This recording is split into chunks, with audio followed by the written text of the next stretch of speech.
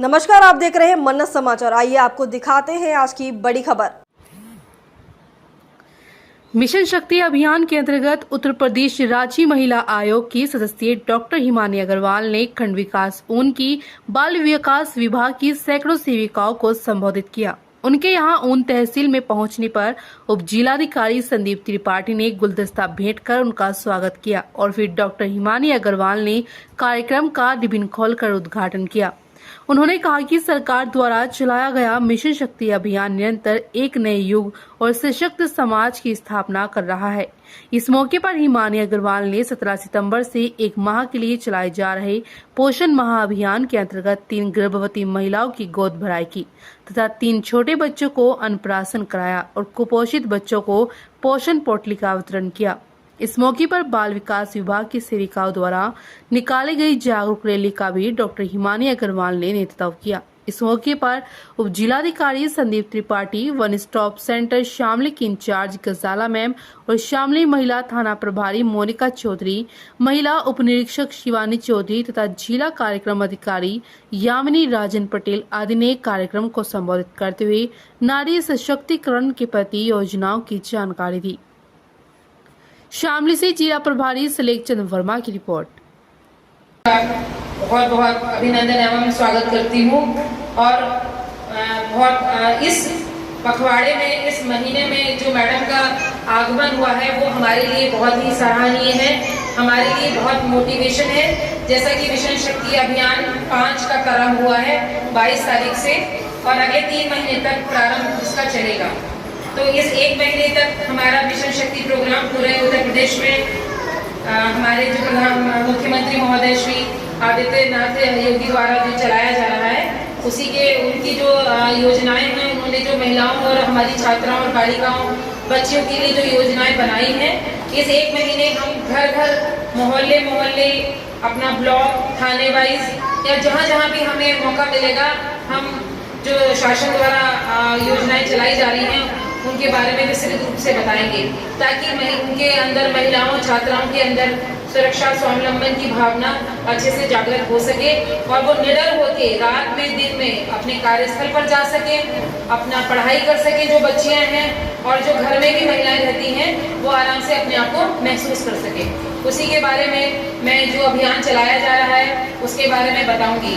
सबसे पहले तो सभी पूरे उत्तर प्रदेश के सभी थानों में महिला हेल्प डेस्क स्थापित हुआ है, वो अब शक्ति केंद्र बन गया है। उसका नाम अब महिला शक्ति केंद्र बन गया है, जहां हमारी टीम गठित हुई है कि महिलाएं जो पहले डरती थी कि अब हम थाने में जाएंगे तो हमारे वहाँ पुरुष बैठे होंगे, वो हमसे कैसी बातें पूछेंगे, अब वो चीज़ नहीं है, डरने की आपको कोई आवश्यकता नहीं है। वो कह रहे थे कि जो सारी आशाएं बढ़कर और आंगनबाड़ी हमारे प्रदेश की रीढ़ की हड्डी है। कहा ना, कैसा लगा? और ये बात सच है। सच 2 वजह से है। पहली, जब कोविड आया तो आप लोगों ने सड़कों पे उतरकर बिना सोचे समझे अपनी जान की बाजी लगाकर सबकी मदद करी। बहुत ही सराहनीय कार्य है, इसके लिए मैं आप सबको ताली बजाकर धन्यवाद देना चाहती हूँ।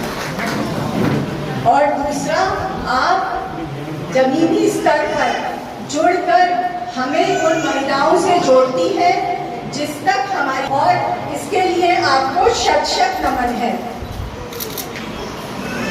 माननीय मुख्यमंत्री जी का कहना है स्वस्थ नारी, सशक्त परिवार और सशक्त राष्ट्र। ये बिल्कुल सच है, क्योंकि जब तक नारी स्वस्थ नहीं होगी तब तक ना तो परिवार सशक्त होगा और ना ही राष्ट्र। क्योंकि जब परिवार में कलेश और बीमारी हारी यही सब चलता रहेगा तो ना तो बच्चे शिक्षित हो पाएंगे, ना वो आगे बढ़ पाएंगे। तो इसलिए हमारा सबका उद्देश्य है कि हम अपने घर से सारी कुरीतियों को दूर करें और यही हम समाज में मैसेज दें। जैसे मैडम ने बताया, मिशन शक्ति के कार्यक्रम में इस जो सरकार ने 44,000 महिला पुलिसकर्मी भर्ती करी है। क्यों? क्योंकि एक एक महिला, जो बच्ची महिला अपनी निसंकोच बात आके महिला की शादी हो रही है, कहाँ महिलाएं दहेज के कारण, घरेलू हिंसा के कारण पीड़ित हैं, कहाँ बुजुर्ग महिलाओं को उनके बेटों के लिए खाना खर्चा नहीं दिया जा रहा है। तो आपको अपने गांव की सारी जानकारी होती है। तो अभी मैम ने बताया कि अगर किसी भी हेल्पलाइन नंबर पे आप कॉल करती हैं महिलाओं से संबंधित या बच्चों से संबंधित, तो सभी जगह गोपनीयता रखी जाती है।